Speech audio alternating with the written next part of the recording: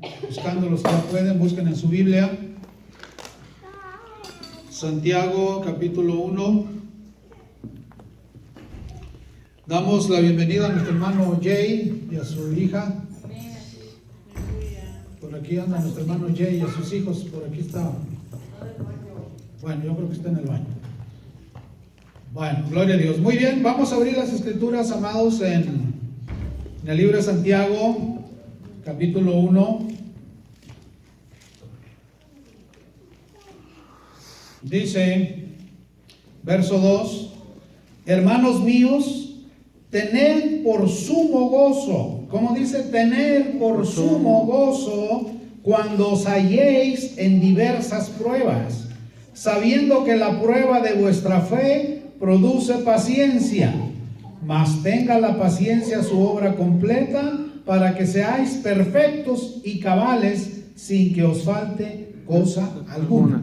Señor, le damos toda la gloria, toda la honra, toda la adoración, Señor, toda la alabanza.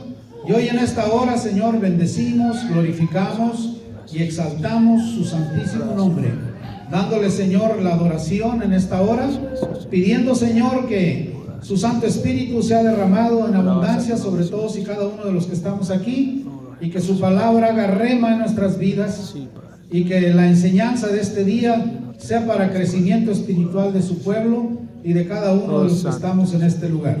Igualmente, bendecimos a todos aquellos que escuchan este mensaje alrededor del mundo, en las diferentes naciones, que sus necesidades sean resueltas en el nombre poderoso de Jesús, y que la mano del Señor pose ahí sobre ellos, y que sus peticiones sean escuchadas y que sean solucionadas para la gloria del Padre, del Hijo y del Espíritu Santo.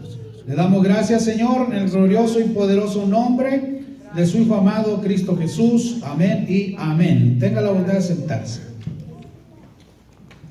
Hoy vamos a ver un tema muy necesario y muy importante, que es el débil en la fe. El débil en la fe es aquella persona que aún no ha logrado crecer en el conocimiento del Señor Jesucristo, ni ha puesto su fe en Él, y es una persona débil en la fe. Y el trabajo de la iglesia es traer al que no conoce del Señor, traerlo a la iglesia y educarlo en la iglesia. Nosotros cometemos muchos errores, que queremos educar al pecador allá afuera en la calle. El que ya está pecando le gusta andar pecando y quiere seguir pecando. Y uno tiene que buscar la manera de esa gente pecadora, introducirla al reino, y en el reino educarla. Porque nosotros somos pueblo del reino de Dios. ¿O usted no se siente pueblo del reino de Dios? Somos pueblo lavado por la sangre de Jesús, y somos de la familia celestial. Y alguien un día nos habló del Señor Jesús, y alguien un día tuvo misericordia y nos invitó, y nos invitó, y nos invitó, hasta que nos trajo por primera vez a una iglesia. Y ahí empezamos a ser reeducados, a quitarnos las malas mañas, a quitarnos las malas costumbres, a quitarnos las malas amistades, a quitarnos las malas palabras, a quitarlo lo que no nos sirve, lo que nos contamina. Amén, mis amados. Amén. Y cuando alguien nuevo en la fe viene a la iglesia, se tiene que tratar con todo el amor posible, porque es una persona nueva, es un bebé espiritual, es alguien que no conoce, es alguien que no sabe el amor del Señor, y que hay que enseñárselo. Y cuando una persona es nueva en la fe, la iglesia tiene por responsabilidad alimentar a ese nuevo discípulo hasta que crezca su fe. Hay a quienes les dura 1 año en crecer la fe, 2 años, 3 años. Yo he tenido gente de 5 años, hermano, que hay que andarlos trayendo y llevando todos los días. Y hay que estar ahí con ellos, y nomás no crecen y no crecen, y aferrados a irse otra vez al mundo. Y para eso está el pastor, para no dejarlo ir otra vez para allá. No, véngase para acá. No se me va, para acá. Y ahí, hasta que crece en la fe. Y ese es un trabajal. Usted dirá, no puede ser. Es un trabajal, hermano.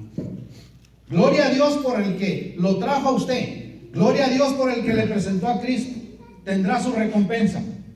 Porque cuando una persona invierte lo mejor de su vida, que es su tiempo, en que usted conozca al Señor, no quedará sin recompensa. El Señor lo recompensará, porque el Señor es fiel. Se hizo una encuesta sobre 450 personas que vivieron hasta los 100 años. Alguien tuvo la brillante idea de ir a investigar a 450 ancianos, hombres y mujeres, para saber por qué duraron 100 años. Cuando la Biblia habla que el tiempo del hombre es de 75 años y 80 los más robustos o más. Pues estos rebasaron los 75, rebasaron los 80 y le llegaron a los 100. Y hubo quienes hasta 101, 102 o más. Y alguien fue y los investigó. Y esto fue lo que arrojó la investigación. En primer lugar, se mantuvieron ocupados. Porque una persona que no es ocupada es un taller de inventar cosas que no son. Y una persona ocupada lo que está haciendo es que es activo, generando que su vida sea productiva, y yo creo que hasta Dios le alarga la vida por el que se mantiene desocupado. Entonces se mantuvieron ocupados. Segunda cosa, fueron moderados en todos sus actos. Todo lo que hacían lo hacían con moderación, no se exageraban. ¿Usted se le hace correcto estar frente al televisor 5 horas? ¿Se le hace correcto estar ante el televisor 6 o 7 horas? Hay gente que está todo el día. Ellos fueron moderados. Un ratito de tele, ahora leer, ahora esto, ahora el otro. Moderados, con moderación, llevaron su vida. Otra cosa que hicieron, comieron poco. Y ahora está de moda que nos hartamos de comida. Miren, hermano, el hartarse de comida es cortar años de vida. El hartarse de comida es cortar años de vida. Y el comer poco es alargar la vida. Yo tengo un tío que todos lo criticaban porque le hacían una cazuelita así con pajarito de comida, a ellos dos. Y yo cuando iba le decía a mi tía, no tía, a mí hágame unos 7 huevos, a mí no va a andar con un huevito ahí, a mí hágame unos 6, 7 huevos. Y yo me los barría, porque en ese tiempo era yo bueno, pues un bollo me lo barría yo solo, dejaba los puros huevos. Y yo no sabía que si se come mucho se corta la vida. Dios bendiga al pastor Bienvenido, que un día me compartió en su oficina que el Espíritu Santo le había hablado a él y le había dicho, ¿quieres vivir mucho? Come poco. No me haya dicho. El día que me dijo eso, yo le partí a la mitad la comida de lo que comí. Y estos que vivieron 100 años, comían poco. Otra cosa que hicieron de su vida una constante diversión. Dice que también lo que hicieron para llegar a los 100 años, se acostaron temprano y se levantaron temprano. Es un mal hábito que se está desarrollando mucho hoy en la actualidad. La gente se desvela toda la noche y los encuentras a la 1, 2 de la tarde levantándose o 3 de la tarde. ¿Qué es eso? Si el día se hizo para trabajar y la noche para dormir. Acuéstese temprano y levántese temprano y va a vivir mucho como estos hombres. Y otra característica que los distingue, se liberaron de las preocupaciones, especialmente el temor a la muerte. Hay gente que está en su plena juventud y le tiene miedo a la muerte. Y eso le debilita la fe. ¿Sabía usted que una de las cosas que más dañan la fe en el cristiano y en toda persona es el miedo? Una persona con miedo, su fe no va a crecer. Le tienen miedo a todo, a la oscuridad, a que los atropelle un carro, aquí y allá. Tienen miedo por todos lados y esa persona no va a crecer en fe. Pues estos que duraron 100 años no le tenían miedo a la muerte, que es lo más seguro que va a suceder en nuestras vidas, si es que Cristo no viene antes de que muramos. No le tenían miedo a la muerte, y como no le tenían miedo a la muerte, se alargó su vida. Otra característica de estos 450, tuvieron una mente serena y estaban en paz con Dios. Serenos. Que el mundo se va a acabar, ya sabemos que se va a acabar. Que el mar se va a salir de su cauce, de su lugar, sabemos que se va a salir. Que pestes, que guerras, que enfermedades son principios de dolores, ya sabemos. Otra cosa es que lo sepamos y otra cosa es que estemos preparados para lo que viene. Entonces, quise introducir esto de los 450 ancianos, porque a lo mejor entre ellos hay cristianos o no hay, pero gente que llevó bien su vida, no se dejó alarmar por nada, no se dejó preocupar por nada. Miren, ahorita me acaban de avisar que un tío mío, el más joven de la familia de mi papá, le acaba de dar un embolio. Ahorita me acaban de avisar. Y les dije, mira, terminando el servicio me comunico para allá. Llévenlo al doctor, hagan algo, llévenlo. ¿Sabes por qué? Por tanta preocupación. ¿Y qué voy a hacer? ¿Y cómo le voy a hacer? ¿Y ahora qué voy a hacer? Y el cuerpo suelta unas sustancias que alteran el sistema nervioso. Y llega un momento en que los vasos capilares no aguantan la presión que uno le da porque el corazón se acelera, se sube el ritmo cardíaco, se revienta un vaso capilar y ahí va el chorro de sangre al cerebro y ya de un derrame cerebral por estarse preocupando, a veces por una insignificancia. Entonces, ¿por qué no esforzarse en vivir una vida en paz y sabiendo que nuestros pecados han sido perdonados? ¿Y por qué no dejar que nuestra fe crezca en nuestro Señor Jesús, dejando de preocuparnos? La palabra preocupación viene de unas raíces grecolatinas que significa estarse ahogando. ¿Usted conoce a una persona que tenga la cabeza metida en el tambo de agua y que piense bien? ¿Usted conoce a una persona que tenga la cabeza metida en un tambo de agua y que actúe inteligentemente? No, porque se está ahogando, lo que quiere es aire. Y cuando uno se preocupa, tú mismo vas y metes la cabeza al tambo de agua. ¿Habrá necesidad de preocuparse, hermanos? No. ¿Podremos crecer en fe en el Señor Jesús estando preocupados? Pues una persona nueva que no conoce de Jesús está en un mundo de preocupaciones. Y tenemos que enseñarle a cómo estar en paz, a cómo tener paz, a cómo adquirir el fruto de paz. Y esa es responsabilidad de la iglesia.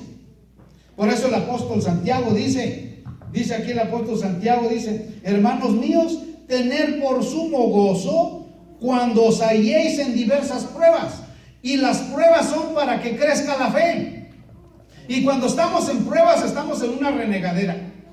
¿Y por qué a mí?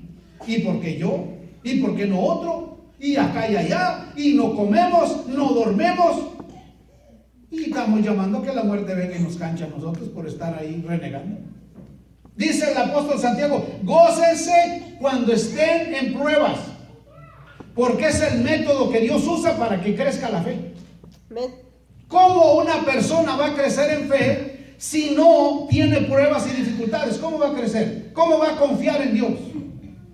Miren, cuando Dios nos llamó a mi esposa y a mí al ministerio, el Señor me sacó de mi trabajo de ingeniero y nos puso a hacer tamales. Imagínese usted, yo qué esperanzas que fuera a andar vendiendo tamales. ¿Cómo iba a vender yo tamales? Por favor, hágame el favor. Pues tuve que vender tamales como por 2 años. ¿Cuántos años vendimos tamales? ¿Cuántos años? Como 2 años. Casa por casa. Ella con una agarradera de una oreja de la hielera y yo de otra, y nuestros niños chiquitos atrás de nosotros. Sin 5, hermano. Hasta que aprendimos a depender de nuestro Dios. ¿Cómo cuesta trabajo eso? Pero ¿cómo crece la fe? Cuando ves que Dios es tu proveedor. Cuando ves que el Señor no te desampara ni te deja, que tus biles son pagados, ¿cómo? No sé cómo, pero el Señor lo hace. Y crece tu fe. Y llega un momento en que tu fe es fuerte y venga lo que venga, tú no dices nada, no reniegas. Simple y sencillamente, gloria a Dios. Y cuando le damos gloria a Dios en medio de la prueba disminuye. Y dice el apóstol Santiago, gócense cuando están en diversas pruebas. Gócense y dice, sabiendo que la prueba de vuestra fe produce paciencia. Entonces, la prueba de la fe, ¿qué va a producir? Paciencia. Dígame, ¿qué va a producir? Paciencia. Entonces, si su fe no es probada, ¿cómo va a obtener usted el fruto de la paciencia? Dígame, ¿cómo lo va a obtener usted? ¿Usted conoce gente impaciente? Que por la nada se encienden, que por la nada le avientan el plato enfrente de usted. ¿Y sabes por qué? Porque esa gente todavía su fe no ha sido probada. Y cuando una persona débil en la fe viene a los caminos del Señor, ¿quién le tiene que ayudar a crecer en la fe, hermano? ¿Quién? ¿Quién? La iglesia, el cuerpo de Cristo, que se supone que es robusta y fuerte en fe. Pero si la iglesia está débil en fe, si la iglesia por cualquier cosa no tiene fe, ¿cómo podrá ayudar al que no tiene fe? Mire, nosotros el otro día me dice mi esposa, Dice que tú te la vives en el teléfono. Y sí, gracias a Dios, porque yo me la vivo atendiendo caso tras caso, caso tras caso. Termino uno y ya tengo 2, 3 ahí. Gente de diferentes países, de diferentes lugares. Hermano, tengo este problema. Hermano, ¿qué me aconseja? Hermano, me pasa esto. Hermano, ¿qué hago? Hermano, ¿qué haga? Hay que levantarles la fe, porque están en las pruebas y hay quienes no resisten la prueba y desisten de seguir al Señor. Se van para atrás, renuncian a los caminos del Señor, porque no aguantan ser probados, que para que su fe sea probada y salga el fruto de la paciencia. Es importante, mis amados, que tenemos que crecer en fe. Amén. Porque la fe es la certeza de lo que se espera, la convicción de lo que no se ve. O sea que no se ve. Si tú anhelas algo y pones fe, debes verlo como si ya lo tuvieras, porque cuando ya lo tienes, hasta ahí llegó la fe. Ya tienes que ponerte otra cosa que no se ve. Por eso es tan difícil la fe, porque no se ve. Yo recuerdo un ejemplo que puso el doctor Choi de Corea. Dice, yo era tan pobre, dice el doctor Choi, que vivía en una cabaña. Y yo deseaba una silla de llantitas, de esas de escritorio que tú te sientas y te vas donde tú quieres con tu silla de llantitas. Dice, yo anhelaba una silla de llantitas. Anhelaba una bicicleta, pero que dijera hecha en Estados Unidos. Dice, yo anhelaba una mesa de caoba. Y dice que él les platicaba en la iglesia, los poquitos que tenía: hermanos, estoy embarazado de una silla de llantitas, estoy embarazado de una bicicleta hecha en Estados Unidos, y estoy embarazado de una mesa de caoba. Y todos en la iglesia se reían. Ay, pastor, usted está embarazado, va a tener trillizos, va a tener el sillón de llantitas, va a tener la bicicleta hecha en Estados Unidos, y va a tener la mesa de caoba. Y él todo el tiempo creyendo en la fe, y por fe voy a tener mi silla de llantitas, por fe voy a tener la bicicleta, por fe voy a tener la mesa. Y toda la iglesia se burlaba.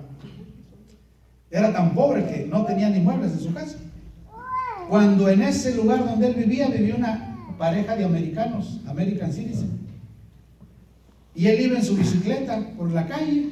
Cuando viene el americano y se encuentra, ay, pastor, fíjese que nos vamos a regresar a los Estados Unidos. Va a creer que no hay yo qué hacer con un sillón de llantitas, no hay yo qué hacer con una bicicleta que me traje a Estados Unidos, y no hay yo qué hacer con una mesa de caoba que tengo ahí. Dijo, hermano, tengo 6 meses embarazado por esas 3 cosas. ¿A poco me las va a dar? Dijo, son suyas, pastor, vaya por ella. Trajo a la choza la silla de llantitas, trajo a la choza su bicicleta hecha en Estados Unidos, trajo a la choza su mesa de caoba, y fue a la iglesia y le dijo, hermanos, ya di a luz. Ya mi fe dio frutos. Ya mi fe fue concedida. Ya tengo lo que le pedí al Señor. Eso es fe. Mientras usted no se embarace de lo que usted quiere, ¿cuándo lo va a tener? ¿Cuándo? Pero cuando usted dice, lo voy a tener, lo creo, y todo el tiempo se lo repite, lo voy a tener y lo voy a tener, desde ese momento ya lo tiene. Pero cuando los demás lo oyen y no tienen fe, los débiles en la fe dicen, estás loco. Usted quiere saber si una persona está débil en la fe, cuando le digan, estás loco, débil en la fe. Ese está débil en la fe. Y le dice a usted que está loco porque usted está fuerte en su fe, y él quiere bajarlo a su nivel de él porque él no tiene fe. Y usted no se deje, porque el que tiene que subir al otro en fe, ¿quién es? Es usted. Pero hay mucha gente que dice, sí, tiene razón, a lo mejor me estoy volviendo loco. No, hermano, usted no permita eso. Jamás lo permita. Usted no permita eso. Nosotros tenemos que crecer en fe. ¿Cómo tenemos que crecer? En fe. Creyendo hasta lo imposible. Por eso hay tanta gente que no cree que Jesús va a venir. Mire, el que no esté casado, crea que se va a casar un día. Mientras esté vivo. Yo conozco un hermano que faltaban 3 días para pagar la renta y no tenía trabajo. Y él quejándose en oración, Señor, 3 días y me van a echar a la calle. Y Señor, ¿qué voy a hacer? Y Señor, y una lloradera. Y le habla el Espíritu Santo. Y le digo, ¿acaso ya se acabó el mes? Digo, ¿ya se acabó el mes? No, faltaban 3 días. El último día del mes, alguien llegó, le hizo una donación y pagó la renta y le sobró. Y él bien avergonzado con el Señor. Ay, Señor, perdóneme. Ya casi le pega unas cachetadas y el Señor le dice: falto de fe, hombre de poca fe. Vinieron los apóstoles y le dijeron al Señor: Señor, aumentanos la fe. Nomás faltó que el Señor les dijera: problemas les voy a mandar para aumentarles la fe. Porque lo que aumenta la fe son los problemas, son los desiertos, son las tribulaciones, son las enfermedades, son el montón de cosas que te hacen que tu fe crezca. Y cuando tú te aferras: sano estoy por las llagas de Jesús, sano estoy, ¿cómo vas a estar al final? Sano. Porque tu fe te va a sanar. Pero el problema es que la gente no toma las armas que Dios nos da. Y la fe es un arma muy poderosa, hermano. Amén. Muy Amén. poderosa. Que con fe puede resucitar muertos. Puede sanar enfermos. Amén. Puede restaurar matrimonios. Puedes hacer cosas tremendas con fe. Nomás es echar a andar tu fe. Pero el problema es que la fe está toda flaca, toda debilucha. No la dejamos que crezca. Tenemos que hacer que la fe crezca. En el nombre de Jesús. Amén, amados. Amén. Vamos a Romanos 12:21.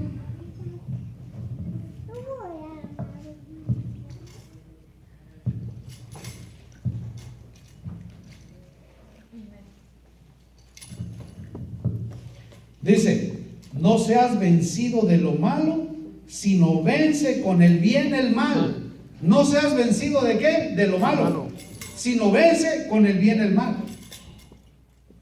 El problema es que cuando una gente es falta de fe, luego se quiere vengar. Ah, no, yo me vengo, este me hizo, yo se la hago al doble. No, y la Biblia no dice eso. La Biblia dice que el mal se vence con el bien. Y cuando tú eres un hombre con un grado de fe aceptable, una persona que ha crecido en la fe en el Señor, tú no vas a ser de los que va a tomar venganza por ti mismo. A mí me han hecho unas que con ganas casi de ir a churrarles el pescuezo, hermano. Pero no, el Señor me ha dicho: no, si lo haces, cae de mi gracia.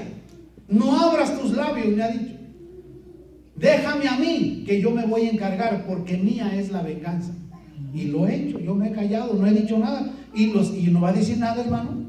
Hermanos de la iglesia: hermano pastor, y no va a decir nada, y no va a hacer nada. Dije: no, porque el Señor me dijo que no. Pero ¿cómo? Y pasa un mes, pasa 2, pasa 3, pasan 8, pasa 9, y hasta entonces ves la mano del Señor. Porque el Señor es el que hace, no nosotros. Entonces el mal se vence con el bien. Pero una gente débil en fe luego quiere actuar él. Ah, no, esto lo resuelvo yo ahorita. Y puros errores. No, hermanos, la palabra del Señor nos enseña todo lo contrario. Amén. Amén. Entonces vamos a ver Romanos 14:1, ahí adelantito. Dice el 14:1: recibir al débil en la fe, pero no para contender sobre opiniones.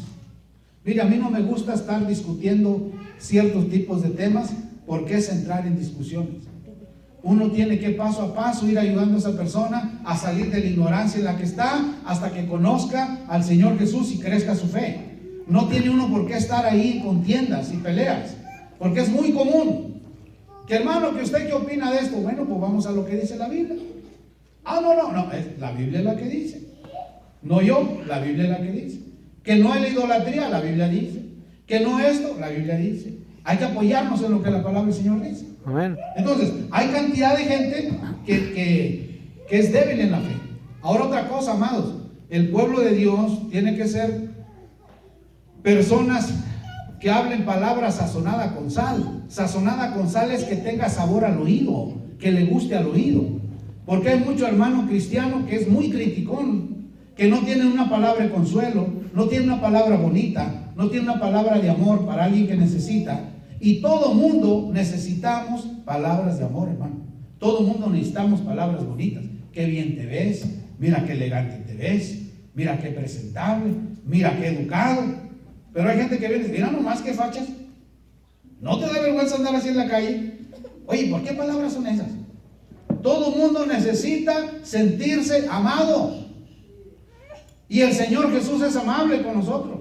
Él siempre: no temas, yo estoy contigo, no te dejo, no te desamparo, aquí estoy, no te dejaré, no te desampararé, todos los días de tu vida estaré contigo hasta el fin del mundo. Amén. Puras palabras bonitas. Y nosotros, sas, y sas, y zas, y zas. Señal de que nuestra fe está débil, hermanos. Es importante que cambiemos eso. Yo conocí un caso de un muchacho que me llamó y me dijo: hermano pastor, yo estoy herido. ¿Y por qué está herido, hermano? Dijo: ¿qué cree que me dijo mi mamá? No, pues no sé. ¿Qué le dijo su mamá? Dijo: hijo, valía más ver parido un rollo de púas de alambre de vacas que verte parido a ti. Imagínense lo que significa. Ese muchacho estaba herido de por vida, porque su propia madre le dijo: valía más ver parido un rollo de alambre de púas de vacas para hacer corrales de vacas que verte parido a ti. ¿Cómo cree que ha gastado ese pobre muchacho? Conozco otro caso de un muchacho, de un hombre que ya murió, que su propia madre lo regaló. Fue y lo tiró a un bote de basura. Alguien se lo encontró y lo crió, y él tenía eso en su corazón. Y es gente que viene buscando una palabra de consuelo que tú se la des, porque se supone que tú eres hijo de Dios, y se supone que tú estás en camino de santidad, y se supone que estás en una fe fuerte, que nada te va a debilitar, que nada te va a afectar ni te va a regresar al mundo. Esa gente viene a recibir eso de ti, y si no encuentra eso, ¿qué va a pasar con esa gente? ¿Y sabes por qué? Porque no hemos crecido en fe. Miren, hermanos, cada persona, si no la sabemos tratar y no la agarramos con sabiduría, no la tomamos con diplomacia, nos vamos a quemar, porque cada persona es una brasa ardiente. En el pastorado, si tú no tienes diplomacia para tratar los casos, te quemas de la noche a la mañana, así, se te hacen ampollas de la mano. Hay que tratar a la gente con amor, con cariño, buscar la manera. No es fácil, no es fácil. Pero cuando creces en fe, el Señor te dice cómo. Y es necesario, porque la gente viene a la iglesia buscando crecer su fe en el Señor Jesús. Su fe. Pero si no encuentra fe, ¿qué va a hacer? Yo hay ocasiones que le llamo a alguien y le digo: mira, nomás te llamé porque quería oír tu voz. Ay, ¿ha habido quien me dice: güey, ¿no me estás enamorando? Digo: no, Dios me libre, yo no te estoy enamorando, nomás te estoy llamando para decirte que me hace falta oír tu voz. Te extraño, te aprecio, te quiero. Tengo casos de gente que le llamas y le dices: hermano, ¿cómo te quiero? Se cuelgan el teléfono, se espantan y hasta los 4 o 5 días te contestan el teléfono, asustados porque les dijiste que los quieres. Imagínate hasta qué punto está la gente de necesitada de amor. ¿Y a quién le corresponde eso? ¿A quién le corresponde eso, hermano? La iglesia. A nosotros. Porque la iglesia tiene que ser luz en medio de la oscuridad. Amén. Una iglesia en fe. Que hermano, que me falta esto, ten fe, hermano. Y para empezar, toma, para que te ayudes. Y mira, vamos para arriba. No te desanimes. Mira que ánimo, hermano. Mira que no tengo, ahí tengo yo 2. Te presto un carro, llévatelo y resuelve tu problema. Pero ¿qué vamos a andar haciendo eso, hermano? ¿Hasta cuándo vamos a entrar a esos niveles de sacar a la gente de su necesidad? ¿Qué crees que van a sentir nuestros hermanos en Venezuela cuando les digan: hermano, ahí les va, cómprense un pollo para cada uno y acábenselo, llénense, quiten esa hambre que tienen, sáciense, hermanos, con gusto? ¿Tú crees que cuando oren no van a decir: Señor, multiplícales el pollo a aquellos de allá que me ayudaron? Claro que sí, porque lo hacemos en fe, lo hacemos con gusto, lo hacemos con agrado. Y dime tú, ¿Dios no se agradará cuando nos echamos la mano unos a otros? ¿Dios no se agradará, hermano? ¿Tú crees que Dios no se agrade? Pero si estamos renegando por todo, renegando por esto, renegando por lo otro, ¿qué dirá Dios? Hijos malagradecidos. Porque aquí en este país estamos bendecidos, hermanos. Amén. Al menos tenemos lo que nunca tuvimos en nuestros países. Y aquí Dios nos ha dado a manos llenas. Y aún así somos malagradecidos, hermano.